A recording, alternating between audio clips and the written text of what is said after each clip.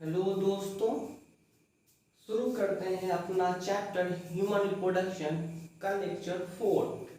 इसमें हम लोग पढ़ेंगे ट्रांसपोर्टेशन ऑफ स्पर्म, मतलब कि स्पर्म बनने से लेके स्पर्म के इजैकुलेशन मतलब फाइनल स्पर्म को बॉडी से बाहर आ जाना। तो स्पर्म के बनने से लेके और स्पर्म के इजैकुलेशन तक का सारा प्रोसेस पढ़ेंगे इसमें, ठीक है। और कुछ इससे रिलेटेड हम लोग डिजीज भी देखेंगे, बीमारियां भी देखेंगे, ठीक है। तो आइए हम लोग कंटिन्यू करते हैं। अच्छा, ये फिगर और कुछ बातें मैंने पहले से लिख के यहाँ पर रख दी है, ताकि जाहिर सी बात है कि इसमें बनाने में टाइम लगता और वीडियो लंबा जाना है। तो जैसा कि मैंने बताया है कि ये क्लास रिवीजन क्लास है, सिर्फ और सिर्फ कंसेप्ट को समझना है, ठीक है। तो मैंने ये पहले से लिख के रखा है। हालांकि मैं पढ़ाते वक्त भी लिख सकता था, फिगर बना सकता था, लेकिन टाइम कंज्यूमिंग है, इसी कारण से मैंने पहले ही बनाया। तो हम लोग शुरू करते हैं। हम लोग इसके पिछले क्लास में पढ़ लिए थे कि टेस्टिस से स्पर्म कैसे बनता है ना। मतलब कि सेकेंड वीडियो में और ये पढ़ा था कि स्पर्म कैसे बनता है।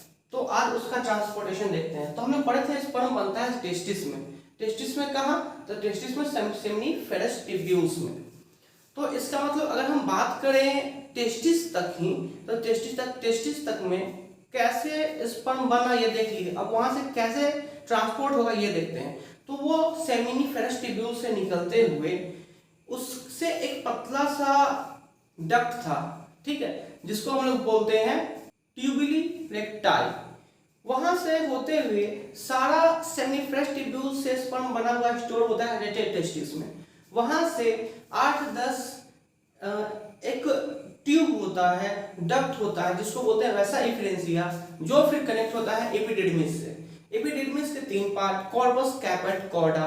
कॉर्डा फिर जुड़ा होता है वास डिफरेंस से। वहां से फिर वास डिफरेंस आगे कंटिन्यू होता है यूरेथ्रा से, ठीक है। या फिर उसको इजैकुलेटरी डक्ट भी बोल सकते हैं। क्यों? क्योंकि उसी के थ्रू इजैकुलेशंस परफॉर्म होता है, ठीक है। तो हम लोग देखते हैं, अब आगे आते हैं। तो ये है टेस्टिस हमारा, ठीक है, ये है हमारा टेस्टिस। यहाँ पे स्पर्म बन गया। स्पर्म बनने के बाद ये रहा हमारा एपिडर्मिस। एपिडर्मिस से होते हुए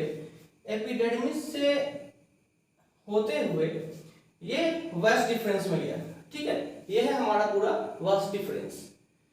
यहां से जाते हुए, वास डिफरेंस से जाते हुए ये एक इस पॉइंट पे आता है, फिर यहां से सीधे सीधे सीधे सीधे आता है और पेनिस से होते हुए यहां से इजैकुलेट हो जाता है, ठीक है। अब हम इसका ट्रांसपोर्टेशन हर एक जगह रुक रुक के पढ़ते हैं। यहां से वास डिफरेंस पे निकला। पहले हम बता दिए थे कॉर्डा तक, इसके पिछले क्लास में लेक्चर 2 में बता दिए थे कि कॉर्डा में 2 वीक तक स्पर्म स्टोर रह सकता है, ठीक है। फिर वहां से वास डिफरेंस पे जाता है और वास डिफरेंस में लगभग 3 मंथ तक रहता है स्पर्म, ठीक है। वहां से ये आगे बढ़ते बढ़ते आता है इस पॉइंट पे। यहां पे इसको मिल जाता है seminal vesicle. Seminal vesicle pair में होता है, ठीक है। इसका काम है अल्कली फ्लूइड सीक्रेट करने का। अल्कली फ्लूइड सीक्रेट करता है, मतलब कि मैक्सिमम आगे हम लोग चलेंगे तो हमको और भी कुछ ऐसा चीजें मिलेगा जो इस पे जानेंगे कि वो भी अल्कली फ्लूइड सीक्रेट करता है। इस कारण से हम बता रहे हैं अभी ही कि ये सेमिनल वेसिकल सबसे ज्यादा मैक्सिमम अल्कली फ्लूइड सीक्रेट करता है। कौन? Seminal vesicle. इसका पीएच होता है 7.2, ठीक है। यहां ये क्या होता है, स्पर्म के साथ मिक्स हो जाता है, ठीक है। यहां फिर आगे आते आते इसको यहां पे मिल जाता है प्रोस्टेट ग्लैंड, ठीक है। प्रोस्टेट ग्लैंड अनपेयर्ड होता है। इसमें कैल्शियम और कुछ एंजाइम्स भी होता है। स्लाइटली हल्का सा अल्कली मटेरियल भी निकलता है जो व्हाइटिश कलर का होता है, व्हाइट कलर का होता है। फिर इसके आगे मिलता है, इसको बॉल्बो यूरेथ्रल या फिर उसको काउपर्स ग्लैंड भी बोलते हैं, ठीक है। बॉल्बो यूरेथ्रल या फिर इसको काउपर्स ग्लैंड भी बोलते हैं। ये यहां से भी फ्लूइड निकलता है जो जिसका काम है सिर्फ और सिर्फ ल्यूब्रिकेशन प्रोवाइड कराने का। किसको? स्पर्म को, ताकि वो स्मूथली बाहर आ सके। और यहां से फिर देख लीजिए कोई ग्लैंड नहीं, ठीक है। तो इसका मतलब इसको हम लोग बोलते हैं कॉमन यूरिनरी सीमन पैसेज, ठीक है। अब सीमन क्या होता है, बात यहां आया कि सीमन होता क्या है। सीमन, देखते हैं क्या होता है। सीमन में स्पर्म और जो भी सेमिनल वेसिकल से फ्लूइड निकलेगा वो, प्रोस्टेट ग्लैंड से निकलेगा वो, और वोल्वो यूरेथ्रल से निकलेगा वो। ये जितना भी फ्लूइड निकलेगा उसमें स्पर्म पाया जाएगा और ये कंप्लीटली इसको हम लोग बोलते हैं सीमन। ठीक है, तो एक्चुअली जो यहां से ये इजैकुलेट करेगा किसी भी चीज को, उसको हम लोग बोलेंगे सीमन। ठीक है, तो इसका मतलब सीमन में क्या हुआ, सीमन में सब कुछ हो गया, जो उसको रास्ते में मिलते गया वो उसको वो लेते गया। यहाँ से स्पर्म निकला, आगे आया, रास्ते में मिला सेमिनल वेसिकल्स। सेमिनल वेसिकल्स फिर से बताते हैं पेड़ में पाए जाते हैं, अल्कली फ्लूइड सीक्रेट करते हैं, इसमें फ्रुक्टोज की मात्रा पाई जाती है जो कि स्पर्म को एनर्जी देता है। और एनर्जी कैसे, तो स्पर्म का स्ट्रक्चर इसके पिछले वाली क्लास में पढ़ाए थे, वहां बताए थे कि उसके नेक के पास ऊपर नेक के नीचे माइटोकॉन्ड्रिया पाया जाता है मिडिल पार्ट में, जो का काम क्या है, सिर्फ और सिर्फ एनर्जी प्रोवाइड कराने का। ठीक है, एनर्जी स्टोर करके रखने का। तो यहाँ पे पाया जाता है फ्रुक्टोज जो उसको स्पर्म को एनर्जी प्रोवाइड कराता है। फिर वहां से निकल के आता है आगे, तो इसको मिल जाता है अब यहाँ पे प्रोस्टेट ग्लैंड। यहाँ भी फ्लूइड निकलता है, कैल्शियम होता है, एंजाइम होता है, सारा काम है नरिश करने का। ठीक है, दो ही काम है, नरिश करे या फिर नरिश करे और इसको इजैकुलेशन में मदद करे। तो प्रोस्टेट क्या करेगा यहाँ पे, इसमें कैल्शियम होता है, एंजाइम्स होता है, कुछ अल्कली फ्लूइड भी निकलते हैं जिसका कलर व्हाइट होता है। ठीक है, उसके बाद वो भी मिल गया इसमें, जाहिर सा पहले स्पर्म मिला, फिर सेमिनल वेसिकल से क्या मिल गया, अल्कली फ्लूइड। ठीक है, दूसरा फ्रुक्टोज ताकि एनर्जी मिलेगा। उसके बाद प्रोस्टेट ग्लैंड से क्या मिल गया, लुब्रिकेशन, अल्कली फ्लूइड जो कि व्हाइट कलर का है मिनिमम। ठीक है, मैक्सिमम कहाँ मिलेगा, सेमिनल वेसिकल्स। उसके बाद प्रोस्टेट ग्लैंड में क्या मिलेगा तुमको, एंजाइम्स कुछ। ठीक है, उसके बाद क्या है, वोल्वो यूरेथ्रल। वोल्वो यूरेथ्रल का काम क्या है, सिर्फ और सिर्फ लुब्रिकेशन प्रोवाइड कराना। ठीक है, ताकि आराम से स्पर्म बाहर निकल जाए। अब देखिए यहां से यूरिन भी आ रहा है, कलर चेंज करते हैं, यहां से यूरिन भी आ सकता है इसमें, है ना, और यहां से स्पर्म भी आ सकता है इसमें, दोनों। तो इसीलिए इसको बोला जाता है कॉमन यूरिनरी सीमन पैसेज। ठीक है, एक बार में या तो यूरिनरी ब्लैडर से निकल के यूरिन आएगा या फिर एक बार स्पर्म आएगा। ठीक है, दोनों में से एक बार में कोई एक ही आ सकता है क्योंकि पैसेज कॉमन है यहाँ पे। तो कुछ इसके बारे में यहाँ साइड में लिखे हैं, जरा इसको देख लेते हैं। सेमिनल वेसिकल्स पेयर्ड होता है, इसमें मैक्सिमम अल्कलाइन फ्लूइड होता है सीमन में। सीमन क्या होता है तो बता दिए कि स्पर्म सेमिनल वेसिकल से जो सिक्रेशन होता है, प्रोस्टेट ग्लैंड से जो सिक्रेशन होता है, और वोल्वो यूरेथ्रल से जो सिक्रेशन होता है, उस कॉम्बिनेशन को बोलते हैं सीमन। ठीक है, इसमें फ्रुक्टोज की मात्राएं पाई जाती है जो सोर्स ऑफ एनर्जी है स्पर्म के लिए। प्रोस्टेट ग्लैंड का बात करें तो इसमें हम बताए हैं कि ये अनपेयर्ड होता है और इसमें कैल्शियम और कुछ एंजाइम्स पाए जाते हैं। और थोड़ा सा और इसके बारे में लिख लीजिए, व्हाइटिश अल्कली फ्लूइड पाया जाता है जो व्हाइट कलर का होता है, व्हाइट अल्कली फ्लूइड। इसमें मैक्सिमम अल्कली फ्लूइड होता है, इसका pH 7.2 होता है। ठीक है, वोल्वो यूरेथ्रल का बात करें जिसको कॉर्पस ग्लैंड बोलते हैं, ये भी पेयर्ड होते हैं, पेयर में है पाए जाते हैं। लुब्रिकेशन का काम करते हैं, कैसा लुब्रिकेशन, तो अल्कलाइन, हर जगह अल्कली, बेसिक नेचर प्रोवाइड करने का इसका मेन मकसद है। फोकस सिर्फ और सिर्फ बेसिक नेचर प्रोवाइड करने का, क्योंकि सब कुछ तो एसिडिक है और हम लोग जान रहे हैं कि स्क्रोटम, टेस्टिस का स्क्रोटम अंदर में उसको बॉडी टेम्परेचर से कम टेम्परेचर देता है ताकि स्पर्म जले ना। तो स्पर्म का इतना ख्याल रखा जाता है, बाद में एसिड से टच होने के बाद अगर जल जाए, ये सही बात तो नहीं है। इसी कारण से हर एक जगह इसको बेसिक नेचर का फ्लूइड का सिक्रेशन होता है ताकि न्यूट्रल हो या फिर बेसिक नेचर से हमारा स्पर्म बाहर निकले। ठीक है, उसके बाद वोल्वो यूरेथ्रल के पास ही क्या होता है, कॉमन पैसेज, किसके लिए, यूरिन और सीमन के लिए।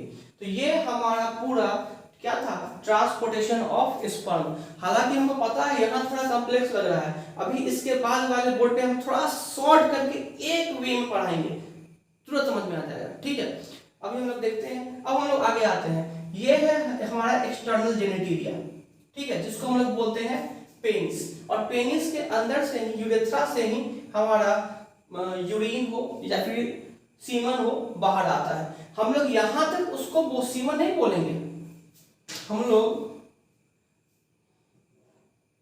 यहां तक सीमन नहीं बोलेंगे, कारण कि वॉल्वर यूरेथ्रल जब तक नहीं मिलेगा वो सीमन कंप्लीट नहीं है। इसी कारण से वॉल्वर यूरेथ्रल के बाद हम लोग सीमन बोलेंगे उसको, ठीक है। अब हम लोग यूरेथ्रा से होते हुए सीमन बाहर निकलता है। हालांकि यूरेथ्रा 3 टाइप्स के होते हैं, लेकिन उतना डीप हम लोग जान नहीं रहे हैं, रिवीजन क्लास है ये, वो सब नीट के लिए, ठीक है, तो वो सब हम लोग को पढ़ना इस क्लास में जरूरी नहीं है। आगे बढ़ते हैं, हम बात करते हैं एक्सटर्नल जेनिटेलिया का। ये एक्सटर्नल जेनिटेलिया में आता है हमारा पेनिस। पेनिस के सबसे बाहर वाला पार्ट, ये वाला पार्ट, इसको हम लोग बोलते हैं ग्लैंस पेनिस। थोड़ा कॉम्प्लेक्स होते जा रहा है, लेकिन थोड़ा सा मैनेज कीजिएगा। ग्लैंस पेनिस ऊपर वाले पार्ट को बोलते हैं। ये इरेक्टाइल टिश्यू से मिलकर बना है। ये ग्लैंस पेनिस इरेक्टाइल टिश्यू से मिलकर बना है। यहां पे इसको लिखने का कोशिश करते हैं।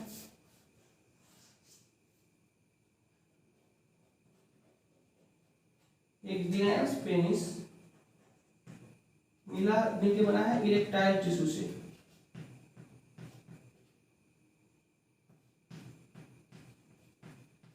इरेक्टाइल टिश्यू से मिलके बनने के कारण ही ये इनलार्ज हो पाता है, इरेक्ट हो पाता है, ताकि कोइटस के समय, कपलिंग के समय ये इंसेमिनेशन कर पाए, ठीक है। इस कारण से इसके ऊपर एक कवरिंग लेयर होता है, ठीक है, जिसको हम लोग बोलते हैं फोरस्किन। इसके ऊपर एक कवरिंग लेयर होता है जिसको हम लोग बोलते हैं फोरस्किन।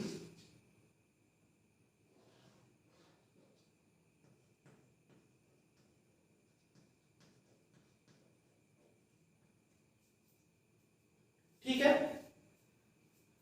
तो ये मेरा पूरा था ट्रांसपोर्टेशन। अभी हम शॉर्ट में एक लाइन में एक सीरीज में समझाएंगे अभी सबको, ठीक है, तुरंत समझ में आ जाएगा और याद रखने का तरीका भी अच्छा होगा। ये कॉम्प्लेक्स फिगर लग रहा होगा, लेकिन हमको बताने का ये जरूरत था, क्योंकि कहाँ पे क्या पाया जाता है हमको ये मालूम होना चाहिए। जस्ट सेमिनल वेसिकल्स के बीच में पीछे ही लार्ज इंटेस्टाइन का पार्ट आता है, जिस लास्ट पार्ट जिसको होता है उसका सिग्मोइड कोलोन, और उसके बाद रेक्टम और एनस, ठीक है। तो ये पूरा हमारा था ट्रांसपोर्टेशन। जरा इसको देखिए। अब हम लोग चलते हैं आगे, इसको मिटाते हैं।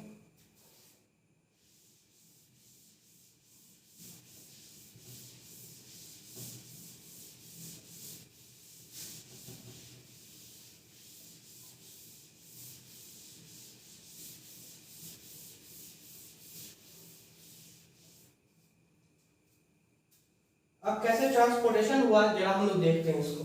सबसे पहले स्पर्मेटोजेनेसिस हुआ, स्पर्म का फॉर्मेशन।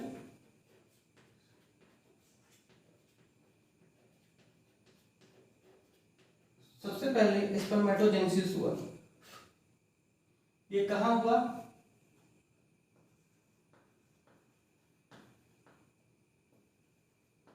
सेमिनिफेरस ट्यूब्यूल में,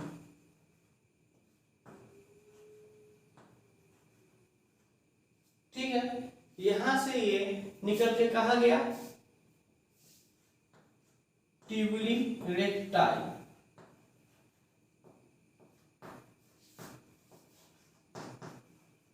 ट्यूबुली रेक्टाई क्या है ये आप फर्स्ट वीडियो में देख सकते हैं, सॉरी सेकंड वीडियो में। ट्यूबुली रेक्टाई के बाद ये कहा गया? रेटेड टेस्टिस में स्टोर हुआ। हम पूरा सीरीज लिख रहे हैं इसका सीक्वेंस वाइज। इसके बाद ये कहा गया? इसके बाद ये गया एपिडिडमिस में।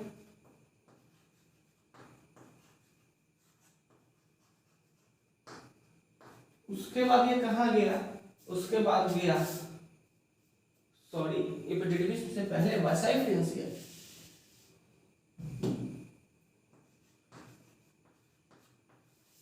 वैसा डिफरेंशियल।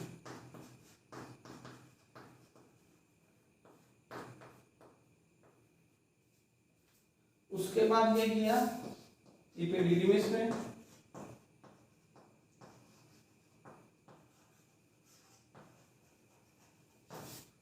उसके बाद ये गया वास डिफरेंस में,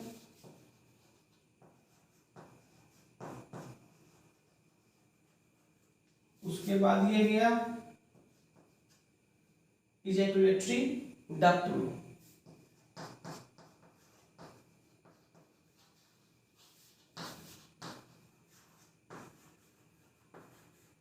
जिसके आगे यूरेथ्रा भी पाया जाता है। अब बात आता है ग्लैंड का। तो इजैकुलेटरी डक्ट में सबसे पहला ग्लैंड पाया जाता है सेमिनल वेसिकल।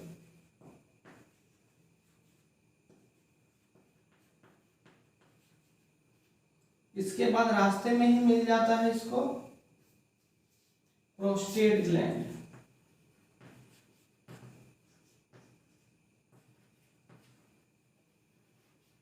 उसके बाद स्पर्म को फिर मिल जाता है वोल्वो यूरेथ्रल।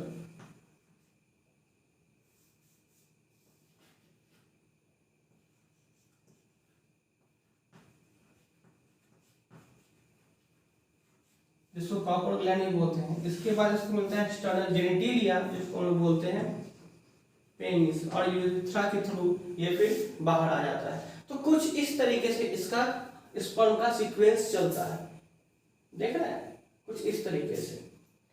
अब इसको हम रिवीजन कराते हैं। सेमिनिफरस ट्यूब्यूल्स में क्या होता है, स्पर्मेटोजेनेसिस। ट्यूबली रेक्टाइल क्या करता है, सिर्फ और सिर्फ पैसेज प्रोवाइड करता है इसको जाने के लिए। रेटिटेस्टिस क्या करता है, रेटिटेस्टिस स्पर्म को स्टोर करता है। जो भी जितना भी सेमिनिफरस ट्यूब्यूल कितना था 250 से जितना भी स्पर्म निकलता है वो सब स्टोर होता है रेटिटेस्टिस में। वैसा इंफ्लुएंस किया, लगभग 9 to 10 डक्ट होते हैं जो कनेक्ट करते हैं एपिडिडमिस को। एपिडिडमिस जो कि 3 पार्ट में बटा हुआ है, कॉर्पस, कैपेट और कॉर्डा, जहां कॉर्डा में 2 वीक तक रखता है स्पर्म को, कॉर्डा में 2 वीक तक स्पर्म को रखता है एपिडिडमिस। उसके बाद वास डिफरेंस, इसमें लगभग 3 मंथ्स तक स्पर्म स्टोर होकर रह सकता है। उसके बाद इजैकुलेटरी डक्ट, जिसके थ्रू इंसेमिनेशन के समय स्पर्म का बाहर निकलना होता है। यहाँ पे फर्स्ट मिलेंगे सेमिनल वेसिकल्स ग्लैंड।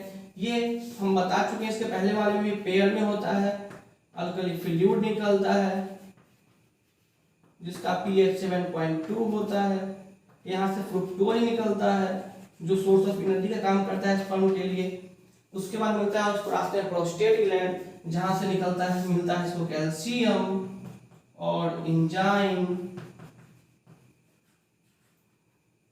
और सम वाइटिस, कुछ अल्कली फ्लूइड निकलता है जो व्हाइट कलर का होता है। उसके बाद मिलता है वोल्वो यूरेथ्रल, यहाँ से भी अल्कली फ्लूइड निकलता है जो कि लुब्रिकेशन प्रोवाइड कराता है स्पर्म को।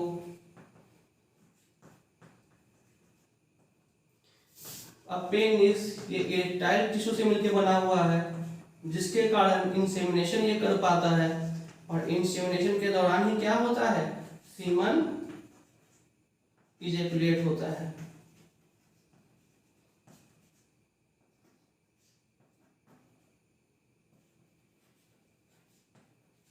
ये है पूरा ट्रांसपोर्टेशन, पूरे स्पर्म का ट्रांसपोर्टेशन। इसके बाद हम लोग अभी देखेंगे कुछ इससे रिलेटेड बीमारियां, डिजीज, देख लीजिए। अब इसको मिटाते हैं।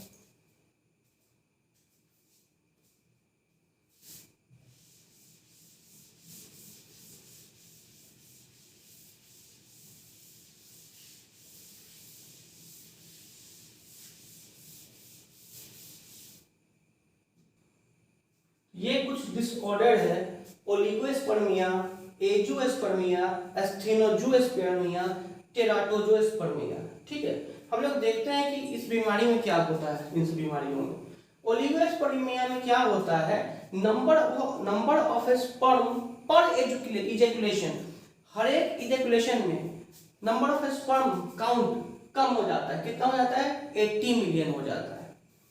एंजियोस्पर्मिया में नेग्लिजिबल, यहाँ तो 80 मिलियन है भी, यहाँ तो 1/4 हो जाता है इसका, 20 मिलियन पर इजैकुलेशंस। एस्थेनोजूस्पर्मिया में क्या होता है, मोटिलिटी स्पर्म का घट जाता है, मतलब कि स्पर्म जो भाग रहा था, रेस जो हो रहा था, जो बताया था पिछली क्लास में, वो घट जाता है। तो जाहिर सी बात है एक के पास पहुंच ही नहीं पाएगा। उसके बाद टेराटोजूस्पर्मिया, इसमें क्या होता है, स्पर्म का शेप ही डिस्टॉर्ट हो जाता है, मतलब कि शेप इरेगुलर हो जाता है, सही नहीं होता है, क्योंकि हम बताए थे कि 100% में से 60% ही स्पर्म का शेप सही हो पाता है और उसमें से 40% इंस्टेंट फास्ट रैपिड भागते हैं, है ना। तो ये कुछ बीमारियां हैं। अब क्वेश्चन दिमाग में ये आ रहा होगा कि अच्छा ये 80 मिलियन है, ये 20 मिलियन है, तो आखिर होना कितना चाहिए। तो अगर कोई हेल्दी पर्सन है तो उसका स्पर्म पर इजैकुलेशन 300 मिलियन होना चाहिए, ठीक है। तो ये हमारा था कुछ डिसऑर्डर। आज हम लोग ट्रांसपोर्टेशन देखे स्पर्म का, एक्सटर्नल जेनिटलिया के बारे में जाने हैं और कुछ डिसऑर्डर्स देखे हैं। तो मेल रिप्रोडक्टिव पार्ट पूरा मेरा खत्म हुआ।